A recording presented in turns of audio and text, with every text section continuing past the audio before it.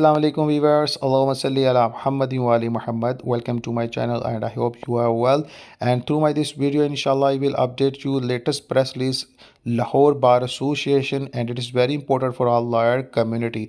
According to this press release, another black day in judicial history. Today, the discussion of Judicial Commission is actually discussion or wish of executive authority or establishment to whom some territory of the bar strengthen under 27th constitutional amendment, we strongly rejected. Irfan Hayat Bajwa, being president Lahore Bar Association, demand for all three judges of Islamabad High Court who were transferred under 27th amendment to three different provinces of Pakistan to immediately resign from their imposed for new position, instead to join for the supremacy of the constitution and rule of law. I requested them and other judges who earlier resigned to come in bar and public be performed their actual responsibility toward the nation, save the country and judicial system. Please come forward and lead the movement of revival of the judiciary and justice for public at large. Lahore Bar Association welcome all of you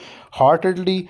Verified by Irfan Hayat Bajwa, President Lahore Bar Association, Pakistan. Immediately contact 04299213271.